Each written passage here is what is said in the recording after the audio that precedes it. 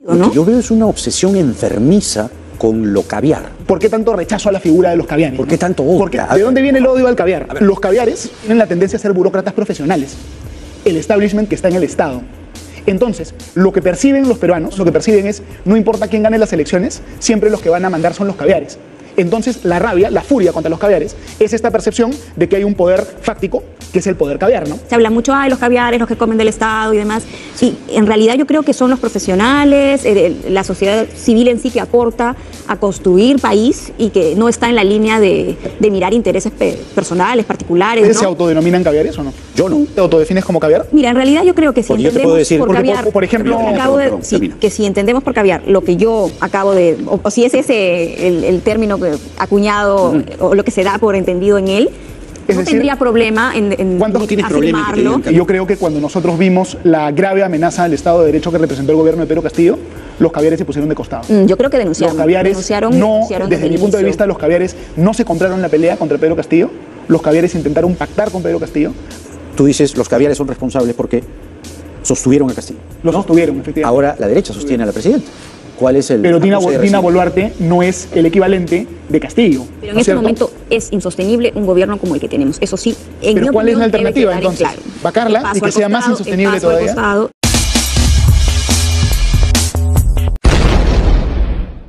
Un ardiente debate fue el que sostuvo Lucas Gersi, quien se enfrentó a Jaime Chincha y a una zurda progre amante de caviares. Y es que Lucas defendió a la democracia frente a estos dos rojetes, quienes intentaron convencer a los televidentes que los caviares son la solución a los problemas del país. Es una obsesión enfermiza con lo caviar. Ya es una cosa como obsesiva, maniática, porque desde que escribió Tanaka, todo el mundo se ha vuelto como a cuando los cazafantasmas, ¿recuerdas? Iban detrás así buscando. Parece que hay pelotones de gente que busca caviares y yo no sé si se está sobredimensionando ese sector. ¿Qué dices? A ver, digamos yo haciendo... ¿Caviares? No, yo no soy cazacaviares de ninguna manera. Yo tengo un montón de amigos caviares. Yo lo que hago es defender una perspectiva liberal, ¿no? Y defender siempre lo que yo creo que es el Estado de Derecho, ¿no? A ver, mira, un análisis objetivo, vamos a ver si discrepan o si no discrepan conmigo. Yo creo que los caviares en el Perú son muy poquitos y que no son mayoritarios en ninguna parte. Y electoralmente creo que son un sector, de repente el término es fuerte, pero los caviares son un sector electoralmente insignificante. Por eso es que siempre que los caviares han hecho aventuras en política electoral, les ha ido muy mal, ¿no es cierto? ¿Dónde es que este sector caviar tiene de repente cierta presencia? De repente en el sector de justicia, de repente en algunas universidades y nada más, ¿no es cierto?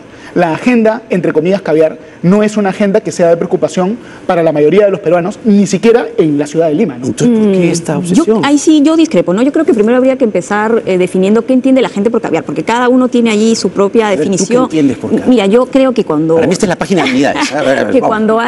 Mira, yo creo que aquel que se... Porque sí, he notado que encienden mucho los ánimos para algunos hablar de la palabra caviar. Es como al otro, al que no lo puedo entender, cuya ideología, cuya manera de pensar el país no comprendo y sus intereses van totalmente contrapuestos a lo que yo espero. Entonces, vaya, tú caviar porque tú no vas en lo que... Tú no piensas como yo, caviar. No, pero entonces, yo no creo que sea así. A ver, solo para cerrar la idea. La comunidad identifica claramente quién es caviar y quién no es caviar. El caviar es una modalidad de centroizquierda con ciertas características. Ese es el caviar. Yo escuchaste caviares de derecha. Para cerrar la idea. Bueno, algunos piensan que yo soy caviar de derecha. Así. Podemos debatir. Para cerrar un poco la idea. Sí, claro, hay una cierta identificación ideológica con el progresismo, con la izquierda, también aquellos que están haciendo servicio público, ¿no? Porque se habla mucho de los caviares, los que comen del Estado y demás.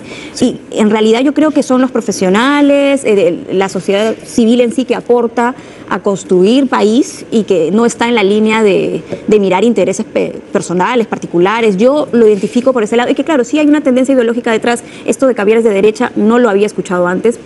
Por ahí quizás... Lucas, es un caviar de derecha, lo está confesando. El término caviar de derecha es una broma interna que se utiliza en la Universidad Católica, ¿no? Es una broma interna de ese, yo también lo he escuchado, porque caviar de derecha. Sí. Pero a ver, digamos, en realidad el caviar es una persona que es de izquierda, ¿no es cierto? Progresista, ¿no? Izquierda progresista. Pero digamos que tiene este discurso. A ver, el caviar es el izquierdista que tiene el discurso estándar de la izquierda a nivel internacional, ¿no es cierto? La izquierda que se preocupa o dice que se preocupa por los derechos de las minorías, por eliminar la discriminación. Es el discurso que se puede llamar progresista de la izquierda a nivel internacional, pero que es un discurso bien cuestionable, porque a veces al crear leyes especiales, reglas especiales para este grupo, se termina debilitando la igualdad ante la ley, ¿no? Se termina debilitando la igualdad ante la ley. El caviar es un tipo muy específico de izquierdista, que en el Perú es, como dije anteriormente, insignificante electoralmente. De repente tiene una importancia en ciertos rubros específicos. ¿Como cuáles? De repente las universidades, de repente algunas instituciones, ¿no? Tradicionalmente se le ha vinculado con la Defensoría del Pueblo, con el Tribunal Constitucional, con otras instituciones más. Y estoy siendo descriptivo. La defensa de derechos humanos, pero a ver, también es otro... Ahí podríamos tener todo un debate ya hasta filosófico, ¿no es cierto? Sí, wow. ¿Por qué motivo? Porque hay como dos modelos de Estado. Pero déjame terminar brevemente para el debate filosófico, ¿no? Mientras más y más y más crece los derechos humanos, más y más y más se achica la democracia. ¿Ya? Y esto es un tema básico. Wow. Porque si esto es para desarrollar la idea, para que no sea una cosa rara. Mientras más y más y más y más crecen los derechos humanos, ¿quién interpreta los derechos humanos? Los jueces. ¿No es cierto? Entonces, a más derechos humanos, menos democracia. Déjalo ahí. ¿Queremos más jueces o queremos más Congreso, más deliberación, más democracia? Por ahí va el análisis. Yo quería partir un poco de lo que dijo de lo que dijo Lucas, que es una fuerza mínima, ínfima, ¿no? Yo creo que más bien están dispersos, pero que no es una fuerza tan pequeña electoralmente o políticamente como lo mencionaba Lucas. Creo que más bien es una fuerza que está como por alinearse en torno a lo que podemos entender por la definición de caviar. En cuanto a lo segundo que tú dices, que más derechos humanos, menos democracia, y sí discrepo totalmente, ¿no? Todo lo contrario, yo creo que el respeto a los derechos humanos, la defensa de los derechos humanos alimenta la democracia, la nutre, y siempre va a ser per se necesario que al hablar de democracia hablemos de derechos humanos y se afirmen de manera mutua ambos conceptos, ¿no? Esa es mi opinión. Por definición, lógicamente, lo que abarca el uno deja de abarcar lo otro. Si algo es un derecho, el Congreso ya no lo puede derogar. Si algo es un derecho, un juez te lo va a entregar, es exigible. Entonces, por definición, y esto es estudiado, la Universidad de Chicago, Eric Posner, recontra estudiado. Mientras más y más y más se agranda, ¿no? Mientras más y más se agranda el espacio de protección constitucional de derechos, más se achica el ámbito democrático, y la sociedad finalmente tiene que decidir, ¿no? Claro, ¿hasta dónde derechos? ¿Hasta dónde deliberación? Algunos pensadores. Ese es el tema. ¿Por qué al caviar le exigen que viva prácticamente como un mendigo? Le dicen, ¿por qué? Yo me acuerdo hace años un video, le recriminaban a Pablo Iglesias que por qué usaba iPhone, por ejemplo, ¿no? Sí. O por qué tenía determinada marca de ropa. Yo pensaba y decía, bueno, si es que trabaja y se gana la vida, puede tener derecho, ¿no?, a poder adquirir lo que él buenamente se pueda ganar. Es un razonamiento, si quieres, snob, ¿no? Pero, de acuerdo. Pero sí, ¿por qué no lo miramos a otro lado? Porque lo otro es, prendo mi flama de fuego, camino por la montaña y le digo, tú no tienes derecho a usar nada del capitalismo, tú tienes que irte a las montañas, ¿no? Tienes que irte al monte. Creo que se entendió la idea. ¿Por qué al caviar le exigen eso? A ver, Patricia y luego Lucas. A mí el razonamiento que has hecho, que decías tú, es coherente que quien gane lo suyo, quien trabaje por lo suyo, luego pueda procurarse un nivel de vida apropiado y que además quiera para todos los demás lo mismo. Es una cuestión tan elemental como esa, que lo que uno disfruta de bienestar sea capaz también de quererlo, de procurarlo para el resto de la ciudadanía, y eso implica por generar condiciones de vida dignas para todos y para todas, ¿no? Ya que al haberse ganado lo que él se gana, lo que quiere es... Para mí es eso, ¿no? Que el resto lo tenga. A ver, ¿qué opina Lucas? Vamos a ver. Quiero dar un paso hacia atrás y hacer una reflexión de repente un poco más profunda del concepto de caviar, y además intentar explicar el odio tan irascible que se percibe hacia los caviares, ¿no? Porque iniciamos esta discusión preguntándonos por qué tanto rechazo a la figura de los caviares. ¿Por qué tanto odio? ¿Por qué tanto odio? Porque no es un rechazo así normal, ¿no? Es un odio virulento, visceral, no solo desde la derecha, sino desde la izquierda, ¿no? Alentado, ¿no? Por ejemplo, yo me he sentado con gente, de Perú Libre que me ha dicho, Lucas, acá algo nos une, estamos en contra de los caviares, ¿no? ¿Tú qué les decías? A ver, pero entonces analicemos, ¿no? Ya, ¿De dónde viene el odio al caviar? A ver, vamos. Ya, los caviares no tienen la característica de ser un movimiento de masa, sino de ser un movimiento de cuadros. Y tienen la característica de ser, hasta cierto punto, como decía Patricia, una casta, por así decirlo, o un grupo de gente que tienen la tendencia a ser burócratas profesionales. El establishment que está en el Estado.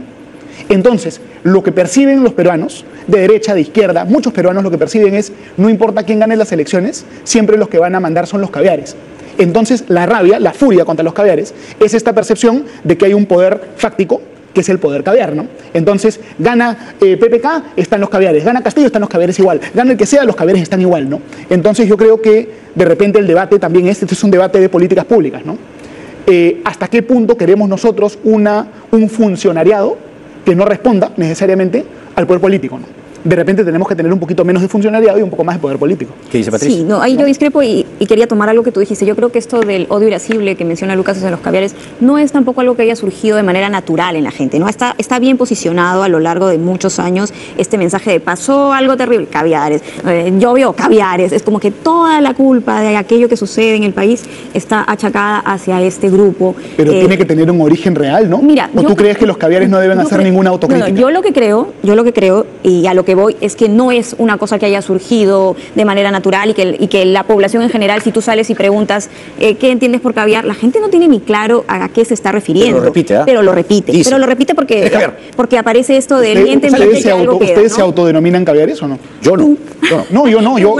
Yo me denomino totalmente además, no caviar. Por mi oficio yo tengo que estar en el centro, más aún en esta mesa. Bueno, pero todos los periodistas tienen una perspectiva, una posición, ¿no? Percepciones ahí pueden haber varias, es distinto ¿no? la percepción. ¿Tú tampoco te autodefines como caviar? Mira, en realidad yo creo que si porque entendemos decir, por caviar, por ejemplo, que si entendemos por caviar lo que yo acabo de, o si es ese el término acuñado o lo que se da por entendido en él, no tendría problema en ¿cuántos tienes problema en que te digan caviar? ¿Cuántos caviares hay en la mesa? Escúchame, si es que yo voy a querer... ¿Cuántos caviares hay en la mesa? Tú has dicho que eres caviar de derecha, ¿no?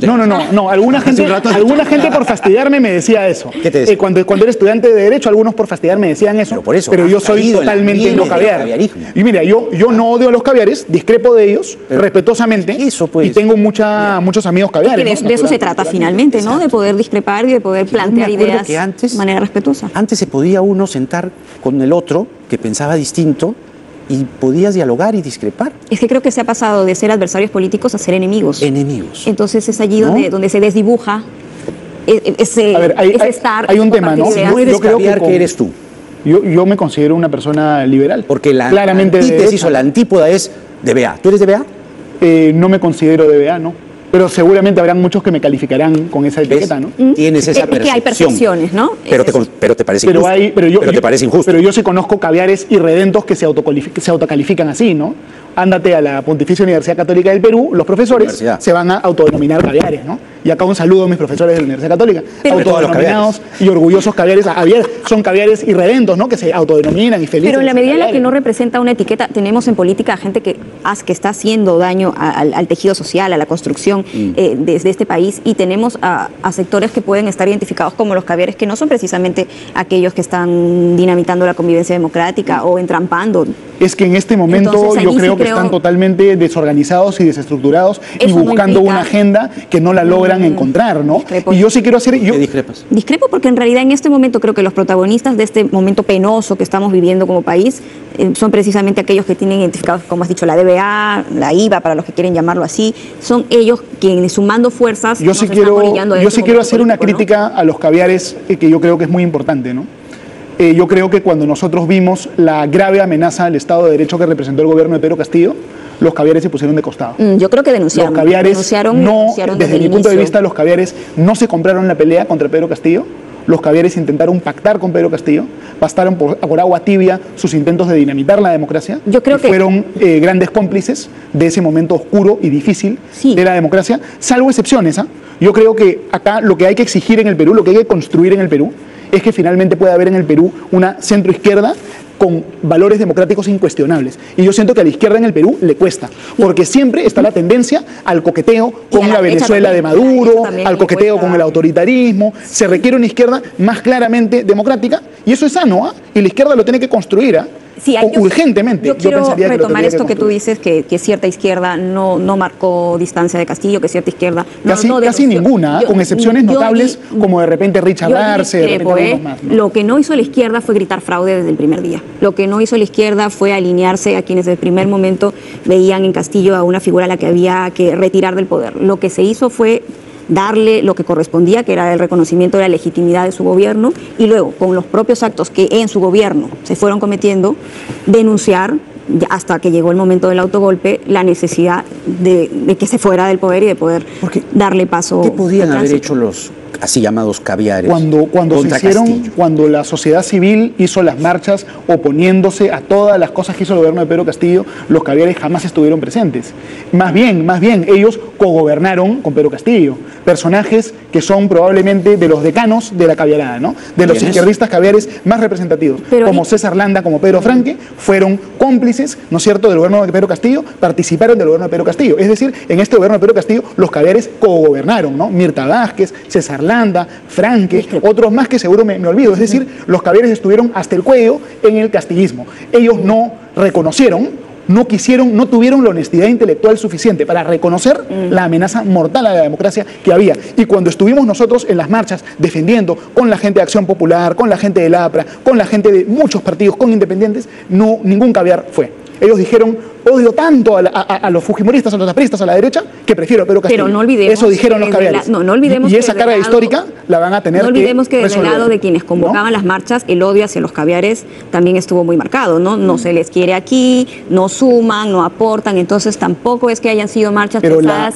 en el, vamos a decir, el bienestar del país. Era retirar a alguien del poder que no era al gusto, a la democracia. que no era al gusto de quienes. No se trata de gustos, ¿ah? Sí. Era una amenaza mortal a la democracia. Desde el inicio se intentó petardear ese gobierno con el reclamo de fraude, pues, ¿no? y que tenía que respetarse el que había sido elegido democráticamente. Pero la agenda fue una agenda de construir una dictadura en el Perú prácticamente desde el día 1. Y eso lo vimos ratificado en todo su espantoso esplendor el día del golpe de Estado. Pero dime, ¿y ahora mismo qué agenda se está implementando en el país y qué posición tiene el sector político que tú representas? Ahora mismo, yo no aspiro a representar a nadie más allá de a mí mismo. Más o menos, ¿no? Es lo que has dicho, ¿no? Desde el espectro político en el que estoy, se hizo esto. En este momento, con todo lo que viene pasando en el país, bueno, con un gobierno marcadamente autoritario, habrá un trabajo que se va a hacer. ¿Qué posición tiene el espectro político? El gobierno actual podemos criticar muchas cosas, pero gobierno marcadamente autoritario no es. Sí, claro que sí. ¿Qué manifestación de autoritarismo hay? ¿Qué golpe de Estado hay? ¿Qué amenaza a las libertades? Es un gobierno que carece de legitimidad, en tanto no ha respetado la protesta social y además ha reprimido letalmente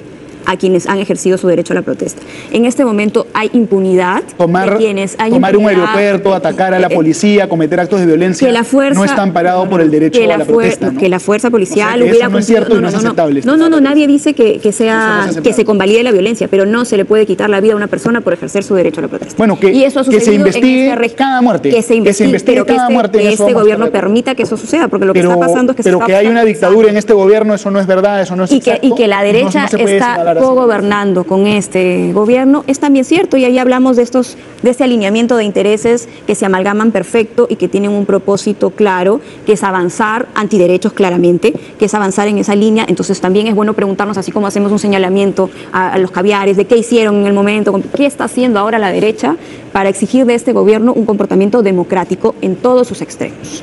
Me preguntaría yo. A ver, siempre hay que defender el Estado de Derecho, y cuando este gobierno comete errores, yo he sido uno de los primeros en salir a criticar. Ajá. Y además, para acabar la idea, no es un gobierno donde estén gobernando los partidos políticos de derecha. No, claro. Es un gobierno de gente del humanismo, de centro izquierda. Pero había una pregunta que te dejó Patricia, que claro, tú dices, los caviares son responsables porque sostuvieron a Castillo. Lo sostuvieron, efectivamente. Ahora la derecha sostiene a la presidenta.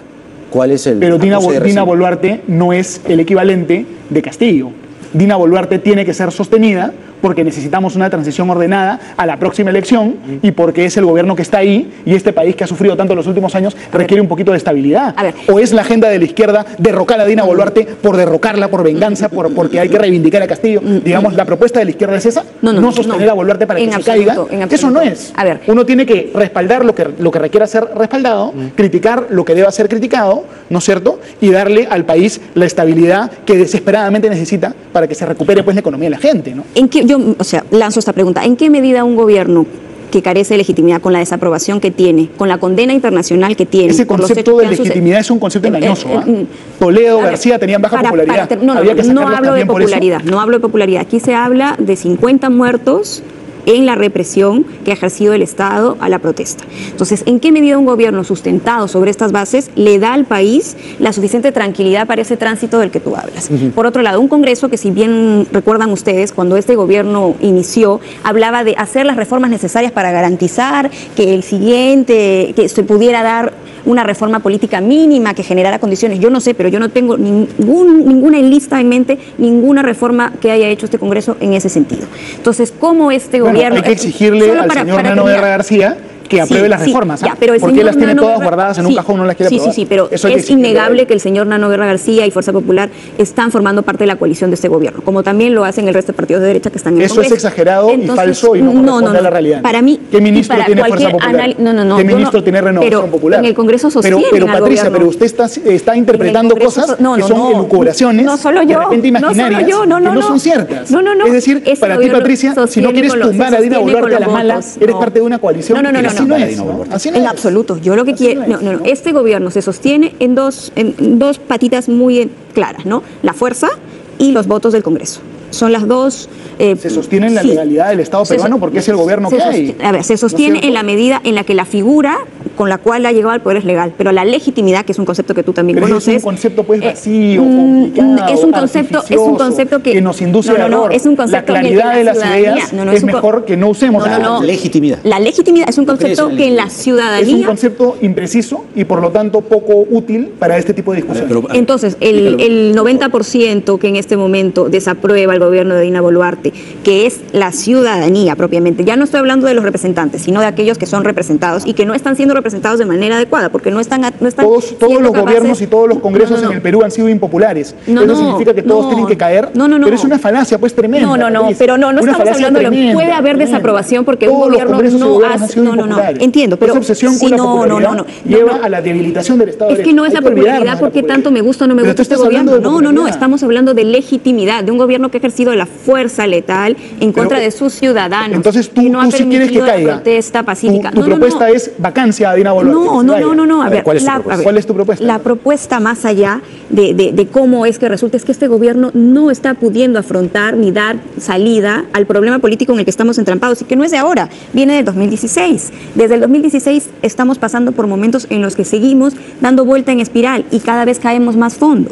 Entonces, lo que tiene que suceder es que hay que buscar una salida profunda. Yo lo que creo, ¿por dónde creo que va la salida? Es que la ciudadanía tiene que de alguna manera despertar y darse cuenta que lo que nos está pasando en este momento es algo grave. El momento político está yendo en el sentido antiderechos, medidas claramente autoritarias, arbitrarias. Esto que acaba de suceder con el canal del Estado y la renuncia de su presidente y sus directivos son cosas bastante serias y que anuncian que tenemos que tomar acción, organizarnos, y será el momento de que sociedad civil y ciudadanía propongan vías. A ver, rescatando una idea de Patricia que es valiosa. Solo para terminar. Una idea que es valiosa. Termina. Sí, solo para terminar. Entonces, yo creo que yo creo que la salida lamentablemente no va a venir de nuestros operadores políticos, de nuestra clase política actual, sino va a estar en manos de ciudadanos y sociedad civil, buscar caminos y empujar en ese sentido. Hay algo que ha dicho Patricia que creo que es muy importante, ¿no?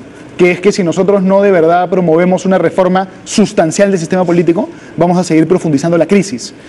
Yo creo que el principal problema que tiene el Perú ahora es que tiene un sistema político que tiende a la dispersión, a la fragmentación y a la polarización. El problema del sistema político son sus políticos. No, es el sistema. Los políticos están determinados por las malas reglas. Mira, decía, ambos. A ver, Jaime, hay un tema que es importante. El Perú no tiene ni izquierda institucional ni derecha institucional, tiene caudillos. En la siguiente elección, los dos candidatos que pasan a segunda vuelta deberían representar a un porcentaje importante del electorado. Hay que eliminar la fragmentación. Por ejemplo, ¿cuál sería? Por eso, la fragmentación es la maldición del Perú. ¿Cómo podemos arreglar eso? El partido político que va solo, si va sin alianza, la valla debería ser del 10%. Si te alías con un partido, baja del 10 al 9. Te alías con dos, del 9 al 8. Tienes que promover las alianzas. Exacto, pero ¿qué hoy día el que se alía, problema va a querer ser solución? Pero desde la sociedad civil podemos promover una reforma política inteligente. Sí, pero en este momento es insostenible un gobierno como el que tenemos. Eso sí, en mi opinión, ¿cuál es la alternativa entonces? Vacarla y que sea más insostenible todavía. Y empezar a construir sobre un nuevo escenario político. Bueno, ha sido un gusto enorme poder haberlos tenido a ambos y sobre todo poder escuchar con altura, con respeto, y los felicito por eso, un debate de intercambio de ideas que era la idea de este segmento.